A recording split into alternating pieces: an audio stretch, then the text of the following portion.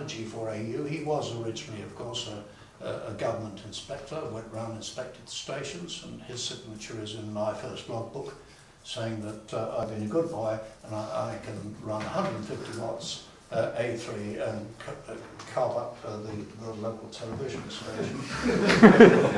Of course, B2s are infamous for doing nasty things to TVs.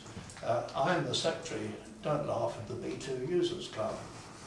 And I knew the chap who designed it, G3EUR, known as Radio Brown to SOE, and in fact I attended his funeral, where all the famous people you read about in the books were present. Gubbins, the whole shebang, And to go with him to the club where all these people met in London after the war was a real honour, because as you went up the stairs, for example, to the quarters which were available to them when they came into London, you got the portraits of all the household name people, Violette Szabo, you know, the whole shebang. QRM, I find, turns up on page after page after page of my logs, and therein lies a problem with this surplus gear. It wasn't selective. I mean, I had a BC348, which is a perfectly good B17 rig. A&K had a G342, which had the advantage of a variable crystal filter, as indeed the HRO did. A lot of people had HROs, and quite a few of them modified the coil packs so that they could get the extreme band spread they wanted. The main problem being that you could never track the darn things from one end of the dial to the next. I've got two in my attic which I should do up before I'm 150 years old, and I know full well that tracking is the bête noire of them. They also have got an oscillator which you've got to screen very carefully, because that again will carve up the local TV. Refreshed already? Right, part two. Part two is the easy bit. You've handled the difficult bit. Part two is the easy bit. Getting started on WSJT65. Now JT65 is the purest mode, I suppose, because it's associated with EME. And EME is, of course, the ultimate VHF DX. Always the big boys mode. Okay, so JT65 is the ultimate WSJT piece of software insofar as its performance is better than the others, but only because it's been optimised. It uses 65 tone FSK, one synchronising tone and 64 data tones, so you probably guessed that. The data rate's very slow, 3.6 words a minute. And it uses forward error correction. The others do not use forward error correction, this does. It uses forward error correction, and for those into that sort of thing, it uses a Reed-Solomon decode. It also has another trick up its sleeve, and this is highly controversial. It has a built-in deep search mode.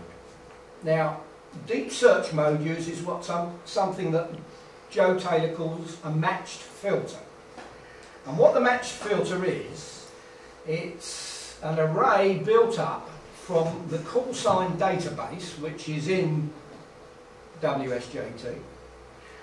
And this array is constructed from every call sign in the database, matched with your call sign, because it's looking for people calling you, and matched with other information that you were going to send in this, like CQ or a report or something like that. And apparently it constructs the entire thing. Every call sign in the database matched with yours, matched with CQ, matched with something else. So it's got a complete lookup table, to put it simply. And if the forward error correction and this fancy decoder can't make anything of the message, It then goes into deep search mode and it compares these bits and pieces it's got with this matched filter to determine whether it can find a match. And it comes up with one of two things. A complete message or nothing at all. And the complete message might be complete rubbish. The software alerts you to that, usually by putting a question mark after it. Now, I was quite surprised when I was looking at this the other day. JT65 is used on the new beacon at Rootham, and I was doing an exercise to see, check the decoding on the beacon.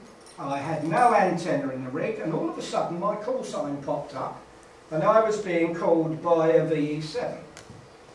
And it came out of the deep search decoder. It had a question mark. And of course it was rubbish, I had no antenna connected to the rig. So this is, it's been very controversial. People think it's cheating, people think it has really spoilt the integrity of the program, and there's a huge argument going on about it. And I think, to be sensible, you can tell whether anything it throws up is complete nonsense or not. I think you can do that fairly easily, so it's a bit of a storm in a teacup. Okay, and the ultimate thing about this mode is it can work with signals 27 to 30 dB below the noise. Interesting statement. Okay.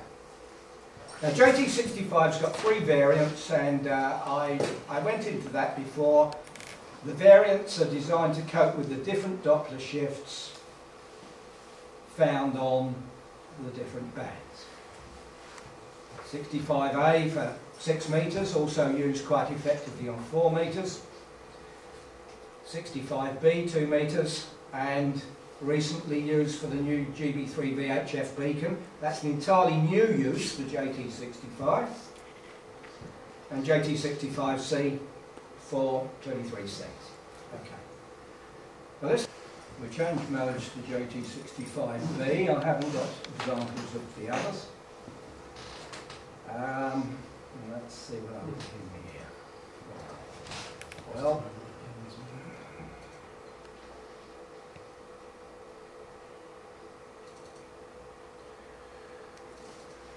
we'll look at the beacon first, because we've looked at it before and we just familiarise ourselves with what it looks like. Right. Now this is JT65B, this is GB3 VHF, here it is, time, synchronising, that is the strength of the synchronising tone, and the synchronising tone is this red peak here, which if it's in tune should be in the middle of the window, and the frequency error is 3 Hz, so it's pretty well in the window. The strength relative to the noise, minus 24 dB, pretty much on the edge of the performance of the Reed-Solomon decoder. Still using it, indicated by this 1, but right on the performance edge. This DT is the error in time, the difference in time, should we say, between the transmission and the reception. The difference in time.